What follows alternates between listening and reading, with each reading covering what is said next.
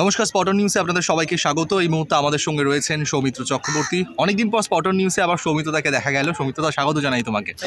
সৌমিত্রদা, এবার যে প্রসঙ্গে আসবো, মোহনবাগান লিগ শিল্ড জিতে গেছে, আইএসএল কাপ জয়ের অন্যতম দাবিদার এই মুহূর্তে। তার সঙ্গে এফসি গোয়াকেও ডিনাই করা যাবে না।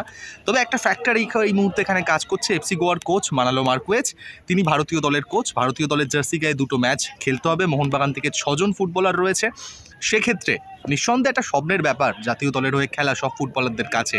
তবে এই ক্ষেত্রে আমরা অতীতে দেখেছি, যখনই জাতীয় শিবিরে বা জাতীয় ক্যাম্পে গেছে, চোট পেয়ে মোহনবাগানের ফুটবলাররা ফিরেছে, একটু বিপদে পড়তে হয়েছে মোহনবাগানকে। নকআউট ম্যাচ সামনে রয়েছে, কতটা সতর্ক থাকতে হবে এই মানালো মার্কুয়েজ হোক বা মোহনবাগান ফুটবলারদের? এই ফ্যাক্টরগুলো নিয়ে কী বলছো?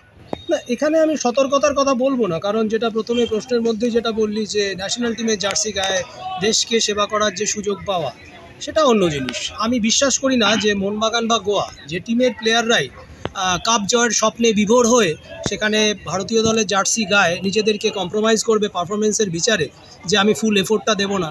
I don't like this. এবারে বক্তব্যটা হলো যে হ্যাঁ, আগেও হয়েছে যে মোহনবাগান বা ইস্টবেঙ্গল তাদের থেকে প্লেয়াররা ন্যাশনাল টিমে গেছে, সেখানে গিয়ে তারা চোটগ্রস্ত হয়েছে, ক্লাব টিমকে সেইভাবে সাপোর্ট দিতে পারেনি, সার্ভিস দিতে পারেনি, হয়েছে। সেটা শুধু ইস্টবেঙ্গল মোহনবাগানের ক্ষেত্রেই নয়, সেটা বিশ্বব্যাপী এই জিনিসটা প্রচলিত যে ক্লাব টিম খেলতে খেলতে ন্যাশনাল টিম ডিউটি, সেই জন্য ইন্টারন্যাশনাল ব্রেক দেওয়া হয়। তো সব মিলে এটা পুরোটাই একটা কপালের ব্যাপার যে কে কখন ইনজিওর্ড হবে না হবে। কিন্তু আমি বিশ্বাস করছি না যে এটার মধ্যে ভারতীয় দলের যে দুটো ম্যাচ খেলা হবে, সেই দুটো ম্যাচ কোনো কম গুরুত্বপূর্ণ। কারণ আমাদের স্বপ্নটা যদি ইন্টারন্যাশনাল ফুটবল সার্কিটে নিজেদেরকে এস্টাবলিশ করতে হয়, সেখানে এই ন্যাশনাল ডিউটিগুলো ভীষণ গুরুত্বপূর্ণ রাদার দ্যান ডোমেস্টিক অ্যাচিভমেন্টস।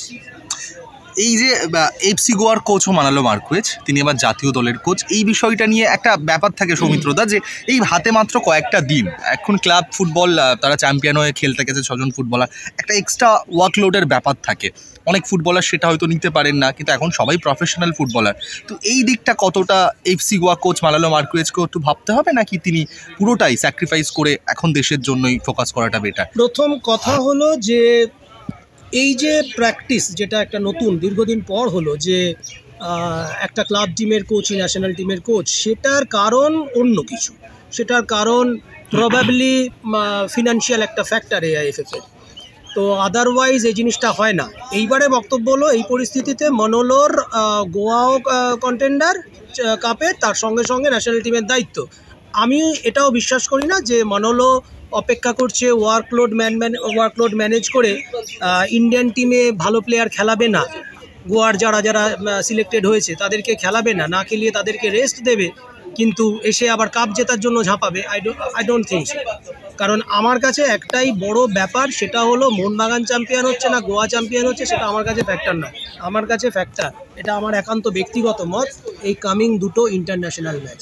কারণ এনাফ ইজ এনাফ। আমরা ঘরোয়া ফুটবলে মোহনবাগানের আধিপত্য, গোয়ার আধিপত্য, অনেক কিছুই দেখছি সাম্প্রতিককালে, কিন্তু ইন্টারন্যাশনাল ম্যাচে আমাদের রেজাল্টটা কোথায়? আমার মনে হয় মানালো সেরকম বুদ্ধিমান লোক, এবং ওনার প্রতিটা স্টেটমেন্ট বা প্রতিটা ইন্টারভিউতে এই কথাটা আমরা বারবার দেখেছি যে ভারতীয় ফুটবলের উন্নতির স্বার্থে উনি কিন্তু অনেক কথা বলেছেন, অনেক কথা ভাবছেন। কতটা ইমপ্লিমেন্ট করতে পারবেন সেটা জানা নেই আমার, কিন্তু উনি ওই ধরনের লোকেদের মধ্যে সম্ভবত পড়েন না যে কিনা ক্লাবের জন্য দেশের স্বার্থ, ক্লাবের স্বার্থের জন্য দেশকে বিপদে ফেলবে। এটা আমার মনে হয় না। একদম। অসংখ্য ধন্যবাদ সৌমিত্রদা।